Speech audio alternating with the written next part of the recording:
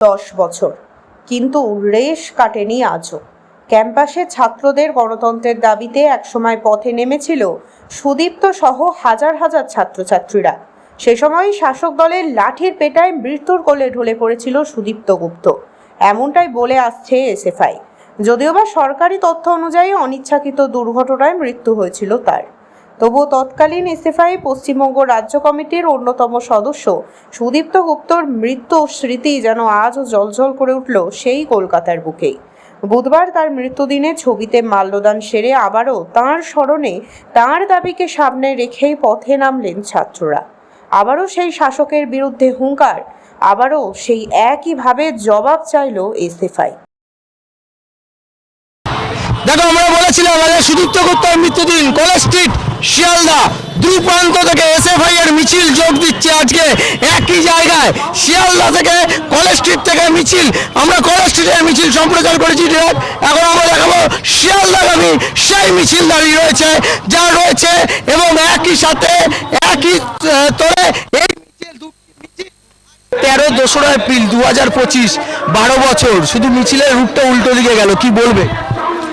আসলে প্রতি বছর সুদীপ্তদার দেখানো পথেই তো এই লড়াই আমরা লড়ছি।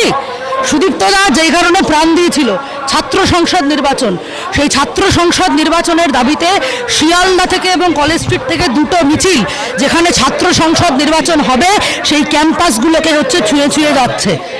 আমরা সুদীপ্তদার দেখানো পথে যে লড়াই করছি, আমাদের স্পষ্ট কথা, সাফ কথা, ছাত্র ভোটের তারিখ না দেওয়া পর্যন্ত এই লড়াইতে এই মাটি থেকে আমরা শিয়ালদার মিছিল এবং একত্রে দুটি মিছিল একত্রে কিন্তু এই মুহূর্তে তাদের সেমিনারের মধ্যে প্রবেশ করছে। আর আমরা কিন্তু দেখাচ্ছি সরাসরি সেই চিত্র, এবং এসএফআই এর শিয়ালদাগামী যে মিছিল, সেই মিছিল কিন্তু ইতিমধ্যে এসে পৌঁছে গেছে। আমরা কিন্তু এই মুহূর্তে রয়েছি শিয়ালদার গ্রামী যে মিছিল, সেই মিছিলও কিন্তু এসে দিয়ে কলেজ স্ট্রিটের মিছিল। আমাদের মিছিলের জয়েন্টের ছবিটা দেখাতে বলে আসছেন আজকে যে এই মুহূর্তে দুটি মিছিল একত্রে তারা ক্যাম্পাসের ভিতরে প্রবেশ করছে, এবং দুটো মিছিল একত্রে কিন্তু এই মুহূর্তে কলেজ স্ট্রিট চত্বরে এসএফআই এবং বাম ছাত্র সংগঠনের দখলে। সুদীপ্তর মৃত্যুদিনে 2013 সাল 2 এপ্রিল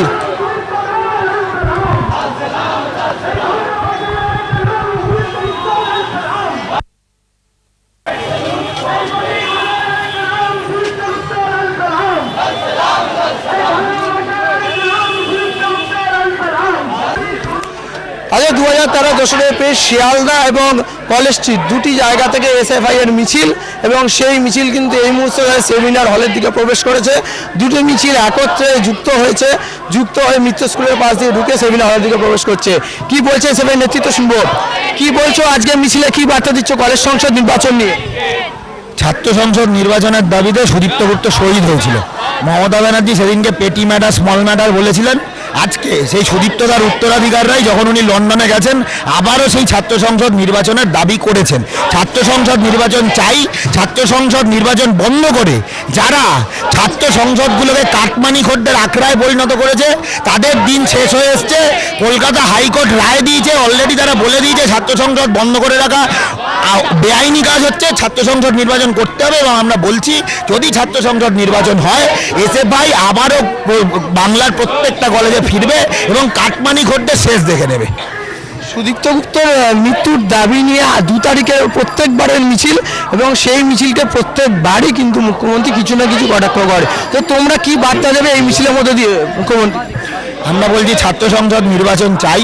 রাজ্যে যেভাবে সাম্প্রদায়িক বিভাজন বাড়ছে তার বিরুদ্ধে আমরা লড়াই করছি। মানুষে ব্যারিকেড করে সম্প্রীতির পরিবেশ রক্ষা করতে হবে। ছাত্র সংসদ নির্বাচন চাই, শিক্ষাঙ্গনে পড়াশোনার পরিবেশ রাখতে হবে যাতে আগামী ছোট ছোট কুড়িরা বিকশিত হতে পারে। সুদীপ্তদার শেষ স্লোগান, সেই ছোট ছোট কুড়িদের ভোটবার সংগ্রাম, সেই সংগ্রাম আজও সবাই করছে। এনপিটিসি দেয় সুদীপ্ত গুপ্তের মৃত্যু দেখতে দেখতে 12 বছর কেটে গেছে।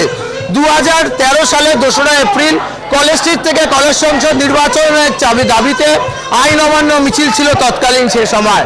2013 সালের সেই মিছিল রানী রাসমণি পৌঁছানোর পরে পুলিশের কাছে গ্রেপ্তার হতে হয় সুদীপ্ত গুপ্ত সহ তৎকালীন সেই সময়কার নেতৃত্বদের।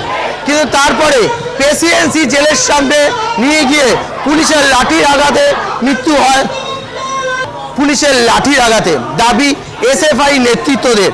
কিন্তু তারপরে দাঁড়িয়ে এসএফআই তার আন্দোলন প্রত্যেক বছর 2রা এপ্রিলই তারা কলেজ স্ট্রিট, শিয়ালদা বিভিন্ন জায়গা থেকে মিছিল সংগঠিত করে। গেল বছর দেখা গেছে টালিগঞ্জ বিধানসভা কেন্দ্র, টালিগঞ্জ সামরিপুর থেকে মিছিল মিছিল শুরু করেছিল। এবছর তারা কলেজ স্ট্রিট এবং শিয়ালদা দুটি জায়গা থেকে মিছিল শুরু করেছে। এখন তারা সেই মিছিল শেষ করেছে। তার সুদীপ্ত গুপ্তের শহীদ বেদিতে মাল্যদান এবং এসএফআইয়ের পতাকা উত্তোলনের পর তারা তাদের সেমিনারে অংশগ্রহণ করবে। এবং আমরা দেখেছি এদের সঙ্গে কথা বলে যে তারা কিন্তু তাদের কলেজ সংসদ নির্বাচনও এখন মূল দাবি রেখে তাদের সংগঠন কিভাবে আরও মজবুত থেকে মজবুততর করবে সেই জন্যই কিন্তু আজকে তৎকালীন সেই সময়কার প্রাক্তন রাজ্য কমিটির সম্পাদক দেবজ্যোতি দাসের নেতৃত্বে একটি সেমিনার তারা অনুষ্ঠিত করেছেন। ক্যামেরায় রাজ বর্মনের সাথে Debarun Chakraborty, Vision Plus News, Kolkata.